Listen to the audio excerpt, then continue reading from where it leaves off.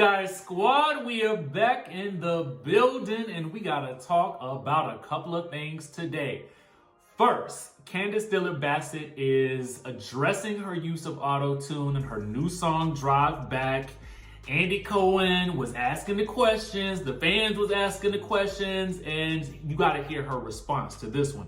Then we also got to talk about Eboni K. Williams and Bershan Shaw. Something happened in last night's episode of The Real Housewives of New York City that has fans talking, and Eboni is facing quite a bit of backlash today, and we're going to talk about exactly what that is. Now, if you haven't hit the subscribe button yet, go ahead and do so. Make sure you guys hit that subscribe button, hit that notification bell button, join the texting community, and be sure to drop your location down in the chatterization and give me your thoughts about all of these topics as we discuss them today, because we're about to get into some things, okay? So let's do it.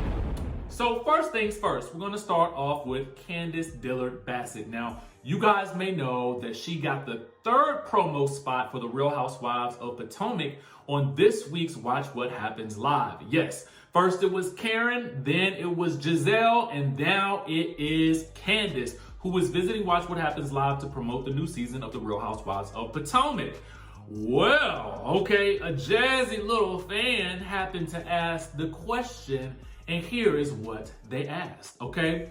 So, the question was, were any apologies made to Ashley after the reunion about her using auto-tune? Because at certain points in the song Drive Back, auto-tune is very clearly used. It's still a bop though. Now, for those of you guys that don't know and you've been living under a rock, CANDIACE Dillard does have out a new song that is called Drive Back. It is a mid-tempo R&B jamboree, okay? And the viewer was right. The song actually is a bop. I like it, but we'll get into that in a second. So Andy then followed up and asked if she owed Ashley an apology since you did shade her auto-tune. Okay? So this is what CANDIACE had to say about it, and I will place the actual article link because it is from the Bravo Daily Dish, and you guys can read more about it there. CANDIACE said this: I don't, and I'll tell you why. So auto-tune is, people don't know, it's an industry standard. Everyone uses it, from like the best singers, the ones that, and to the ones that need a little prayer.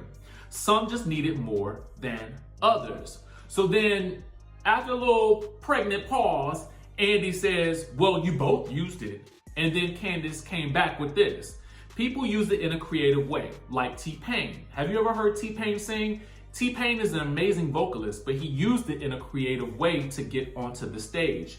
She used it the entire song, okay? Now, let's talk about it, okay? Now, first things first, CANDIACE is actually correct. I mean, you know, for me, when I think about it, you know, a lot of singers use auto-tune and have used auto-tune throughout the years, either for various creative purposes, in the case of someone like T-Pain, to maybe more just sparing use of it in the song, which is what it sounds like CANDIACE did in her new song, Drive Back. It's used at certain points, and I don't know whether those are creative choices or what the case may be, but it is used, it seems, very sparingly, okay? Conversely, Ashley's Coffee and Love is more of a Kim Zolciak style use of auto-tune, where it is used seemingly to pitch correct the entire song, okay? Now, that could have been a creative choice as well, but the fact remains that it was seemingly used, I mean, quite a bit throughout the song. So CANDIACE is correct in that sort of, in her statement. So I'm kind of team CANDIACE on this one because she did use it sparingly and it wasn't used all the way through. And singers throughout the ages have used auto-tune in some way, shape, or form for vocals here and there and everywhere. Now, to get into the song, I will say that I appreciate what CANDIACE is doing with her music career. I think she's taking it seriously. I think that she's going the right route by having a new single in the new season. I think that if she continues down this path, then the next season needs to be an album release. The album needs to be done and finished and ready to promote at the top of the season for next year, for season 7. If she's going to take this seriously, so that when she goes out to promote the show, she can promote the album as well. I think that is the only acceptable thing to do at this point, because now you're stepping into this space as a musician, as an artist. So I feel like take it seriously as such and keep the momentum going. And I did like the fact that in the video, she also featured all of the cast of the Real Housewives of Potomac. Even Karen, who she is currently kind of still sort of not in the best of places with, it was nice to still see Karen in the video. And so it gives me hope for their future in the coming episodes. So we'll just have to wait and see what happens. So let's shift gears a little bit, because we need to talk about your girls, Eboni K. Williams and Bershan Shaw. Okay?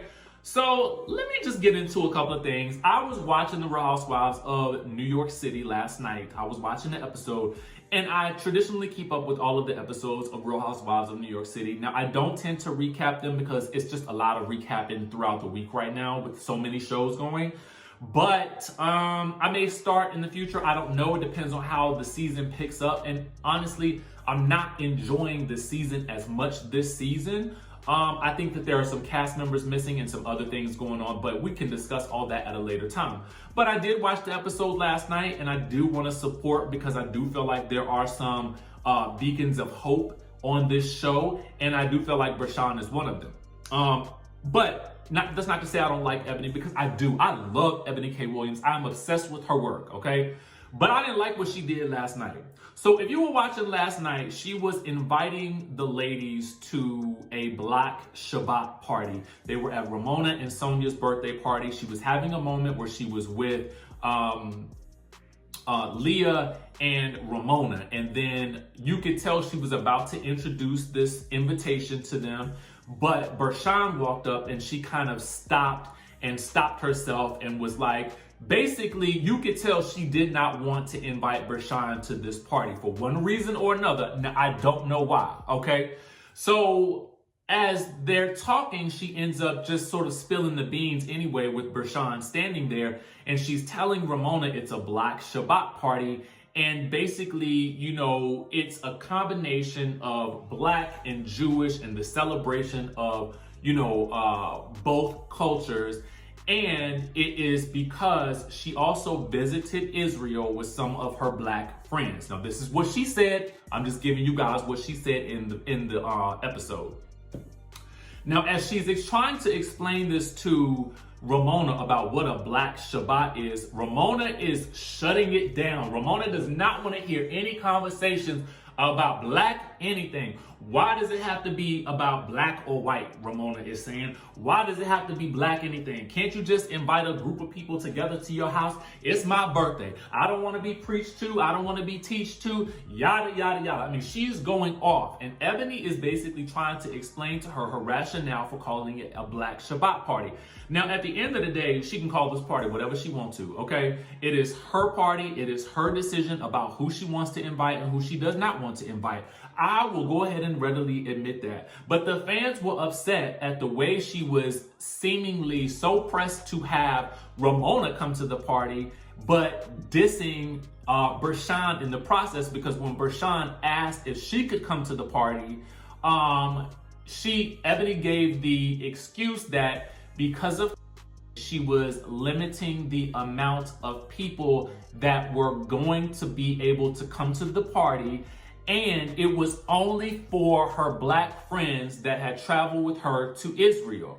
So for me, my question was, well, why are these other cast members gonna be able to come who are non-Black? It didn't make sense to me.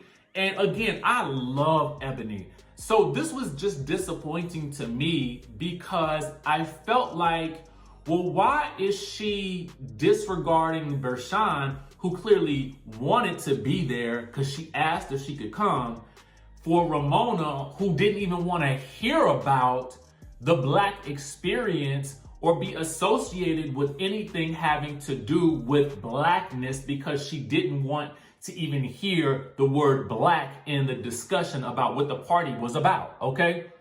So I went to sleep last night and it just didn't sit right with me for some reason. And I woke up thinking about it, and I went to realityblurb.com today, and I was thinking, just kind of seeing what was going on in the world of reality TV.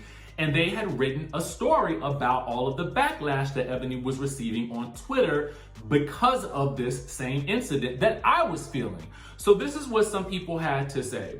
Eboni K. Williams, that was really effed up, dropped the manufactured, unapologetically black routine. It's very offensive to genuinely apologetically black women like me who don't crave being the only black in the room like you. Those women don't like you. Those white women don't like you. Hashtag Real Housewives of New York at Bershan Shaw. So then Eboni says, you missed everything. Watch the reunion. So did something happen that led to you not wanting her there? I guess that's what we're trying to get at. I'm not going to associate a reason with why she does not want Bershan there. I just didn't like how she did it, okay? I don't know what the reason was. So another fan said, Eboni K. Williams speaking about a party in front of someone you are inviting is not cool. Eboni again says, wait till the reunion, okay? So another viewer said, and again, shout out to realityblurb.com. I will put the article down in the description link below. Someone says, you let Ramona call you out tonight on tonight's episode. You talk about black empowerment, but you couldn't wait to exclude Bershan to your party to be so accepted by white women. You so jealous of Bershan getting too much airtime, you didn't invite her typical black woman behavior. I see you. Eboni K. Williams says, wrong, okay? When someone, says to Bershan, I don't like how Eboni is excluding Bershan, Bershan simply replied, thanks for your support, okay? Here's what I'll say. I mean, the article does go on to show another tweet praising Eboni's vulnerability in the season.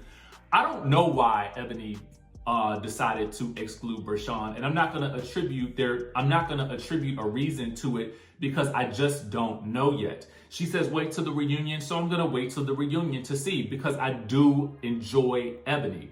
I enjoy Eboni's work, but I also have to say I was disappointed in the way she treated Bershan tonight, because it seemed very blatantly exclusionary. I don't even know if that's a word, and I'm usually really very good with my words, but I just don't like how she blatantly seemed to exclude her and blatantly did not want her to go, while also trying to seemingly convince Ramona, who is not even trying to enjoy what you're bringing to the table. I didn't get that. I didn't like it, but I want to know what you guys think. Again, this is not taking away any of my love for Eboni K. Williams. I love her. I absolutely do. I'm a fan of her work and everything that she does. This moment right here just bothered me for some reason. So I can't wait till the reunion until we hear why. But the reunion allegedly has been pushed back so many times. Who knows when it'll actually be filmed? So we'll just have to wait and see when that happens. Let me know what your thoughts were about this situation. I'm interested to know what you guys think about it and what you think the reason was why she decided not to invite Bershan. And then, we'll just have to wait and see what happens. Now, make sure you guys subscribe to the channel, hit that notification bell button, and I will catch you in the next video.